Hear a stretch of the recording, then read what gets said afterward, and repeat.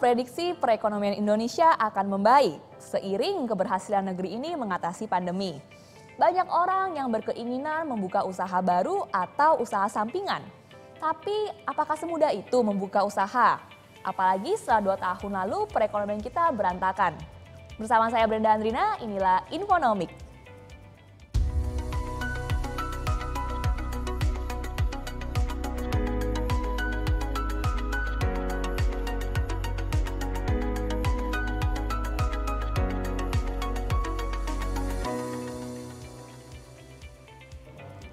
Yuk kita lihat pertanyaan yang pertama.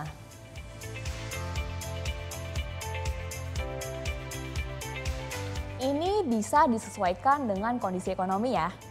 Kalau angka kasus COVID konsisten menurun dan PPKM bisa dilonggarkan, ya diharapkan daya beli masyarakat akan membaik. Biasanya bisnis yang paling berdampak dalam PPKM kan bisnis yang berjalan offline ya, yang artinya perlu lahan fisiknya, mau untuk kantor atau untuk outlet penjualannya. Nah, teman-teman yang mau mulai bisnis bisa coba manfaatkan fasilitas jualan online supaya bisa menjangkau customer yang lebih luas. Dan yang gak kalah penting sebelum mulai berbisnis, pastikan dulu nih teman-teman udah punya persiapan yang matang. Seperti udah ngelakuin survei pasar. Apa sih yang jadi tren atau kebutuhan pasar di masa sekarang ini? Siapa sih calon potensial customer kita? Setelah itu, kita perlu punya bisnis plan yang berbentuk perhitungan sederhana. Ini tuh untuk memperkirakan apa aja sih pengeluaran kita selama setahun ke depan. Mulai dari biaya sewa, terus biaya produksi, gaji karyawan, stok barang, dan marketing. Nah, dari sini kan jadi kelihatan ya, persiapan modal kita apakah sudah matang atau belum. Penting juga nih untuk teman-teman punya time management yang baik. Artinya, waktu menjalankan bisnis ini nggak bertabrakan dengan kegiatan lainnya. Misalkan kita punya pekerjaan kantor yang utama. Kalau seandainya waktunya ini nggak pas atau bertabrakan, artinya kita perlu mempertimbangkan untuk punya partner kerja atau kita perlu merekrut karyawan yang bisa diandalkan. Selanjutnya ada pertanyaan dari media sosial. Nah ini nih pertanyaan sejuta umat. Bisnis apa sih yang mampu menghasilkan cuan besar pada tahun 2022? Kalau ngomongin potensi cuan kan sebenarnya ini ada di mana-mana ya. Angka besar atau kecilnya itu balik lagi tergantung kapasitas pebisnisnya. Sekarang di era digitalisasi ini banyak banget perusahaan yang berlomba-lomba untuk masarin produk mereka secara digital. Tentu ini bisa jadi peluang loh, seperti peluang bisnis jasa foto katalog, atau juga bisnis bikin konten video, sampai jasa manajer media sosial yang bisa handle beberapa akun sosial media dari perusahaan sekaligus.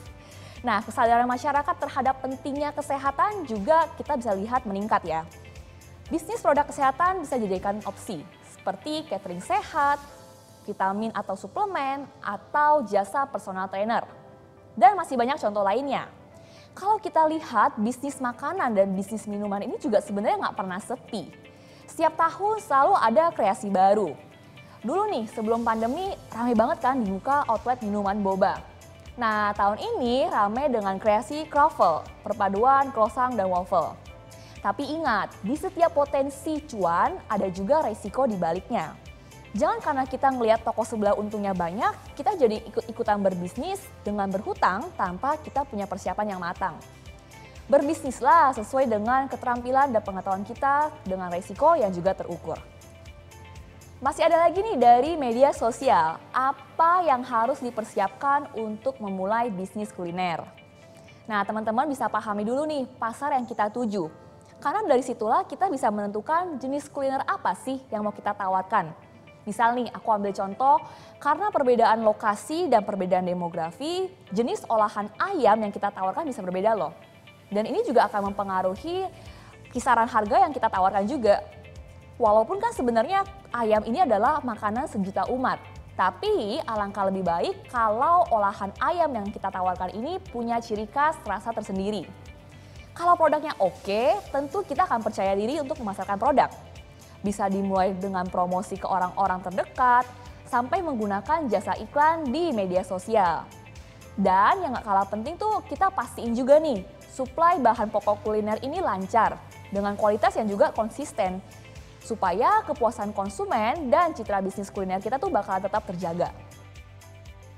Ini juga salah satu pertanyaan yang paling sering ditanyakan. Partner kerja seperti apa sih yang baik untuk diajak membuka usaha? Jawabannya yaitu partner yang punya visi yang sama dan bisa melengkapi kita dalam mengembangkan sebuah bisnis. Misal nih, aku punya kelemahan dalam urusan administratif, kayak mencatat stok barang, rapihin laporan keuangan. Tapi di satu sisi, aku punya keunggulan dalam hal marketing. Aku bisa ngembangin branding produk dan bisa memasarkan produk yang dijual. Nah, akan lebih baik kalau aku punya partner yang bisa melengkapi dari sisi administrasi tadi. Jadi tiap individu itu fokus sama hal-hal yang benar-benar mereka kuasai. Penting juga untuk punya partner yang berkarakter baik, yang artinya bisa dipercaya, bertanggung jawab, disiplin, dan berkomitmen dalam menjalankan bisnis. Bayangin deh, kalau teman-teman punya partner yang sevisi, pastikan kita akan bakalan saling mensupport satu sama lainnya. Kita akan saling mengkoreksi kalau ada kesalahan, memperbaiki kekurangan dalam bisnis kita yang nantinya akan berpengaruh sama keuntungan yang akan kita dapat. Ingat, pilih partner juga nggak bisa sembarangan. Harus juga kita lihat backgroundnya, apakah punya track record yang baik. Jika partner kerja kita punya sejarah kecacatan dalam berbisnis, ini kan sebaiknya kita hindari ya. Takutnya nantinya akan berdampak tidak baik pada kita. Dalam kerjasama pun kita bisa mengambil pelajaran dari kemampuan partner kita. Jadi kita bisa bertukar kemampuan, nantinya akan membantu bisnis kita juga semakin berkembang. Masih pertanyaan dari media sosial. Apakah dalam bisnis dibutuhkan kolaborasi agar usaha berkembang?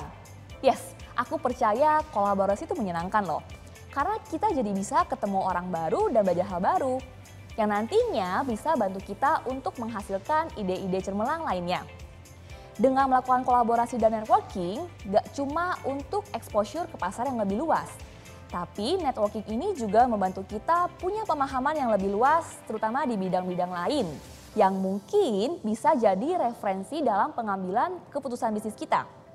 Siapa tahu dengan networking ini kita bisa nemu teknik berbeda. Atau strategi baru yang bikin kerjaan kita lebih efektif dan efisien. Yang nantinya akan meminimalkan pengeluaran kita dan memaksimalkan pemasukan kita. Kalau dalam dunia bisnis itu justru lebih diutamakan kolaborasi dibandingkan kompetisi loh. Kalau kompetisi nantinya takutnya hasilnya nggak baik. Justru kita menciptakan persaingan yang nggak sehat. Makanya kolaborasi ini jadi solusi yang tepat.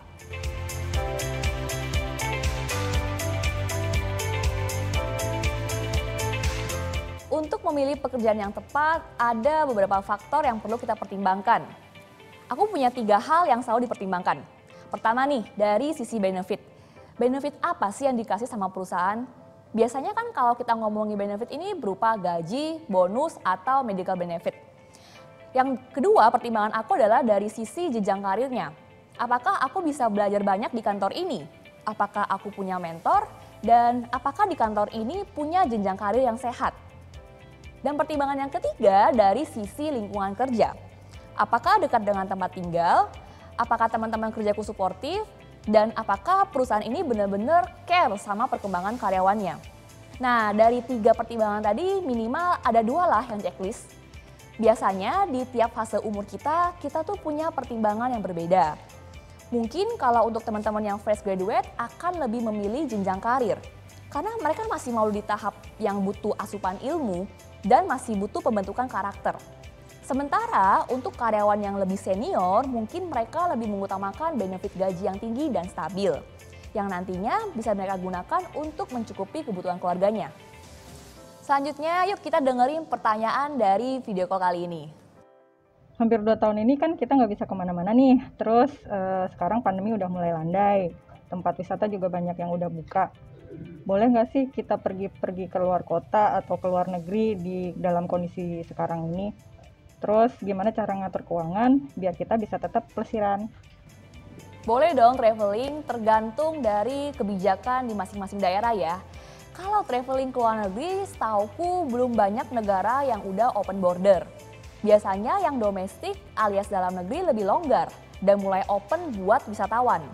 Tahu nggak sih, kalau kita traveling domestik itu sebenarnya kita turut membantu dalam pemulihan ekonomi daerah yang kita kunjungi loh. Tapi ingat, dalam berwisata kita juga harus tetap terapkan protokol kesehatan. Nah, setiap pengeluaran yang kita lakukan itu punya domino efek. Mau itu buat pemilik bisnis, buat karyawannya, sampai masyarakat di sekitarnya. Tapi ingat, selain kita mempersiapkan budget jalan-jalan, kita juga harus siapin budget kesehatan. Kayak biaya PCR, biaya antigen, dan biaya karantina bila diperlukan. Nah, supaya liburannya on budget, biasanya aku udah planning dari jauh-jauh hari untuk manfaatin promo diskon kayak tiket pesawat, lokasi wisata, dan hotel. Biasanya kan di akhir tahun seperti ini banyak banget promo wisata yang ditawarkan di berbagai daerah. Nah, teman-teman boleh tuh manfaatkan hal-hal kayak gitu. Dalam traveling ini kita juga usahakan untuk mengurus semua dokumennya sendiri. Jadi kalau kita beli tiket sendiri, beli tiket hotel juga sendiri, supaya kita bisa menghemat budget. Karena kan kalau kita pakai jasa travel agent, artinya kita harus bayar biaya perantara lagi. Terus nih kalau kita ngomongin soal traveling, pasti kita akan bawa yang namanya oleh-oleh kan atau buat tangan. Nah, oleh-oleh itu sebisa mungkin kita beli di akhir perjalanan kita.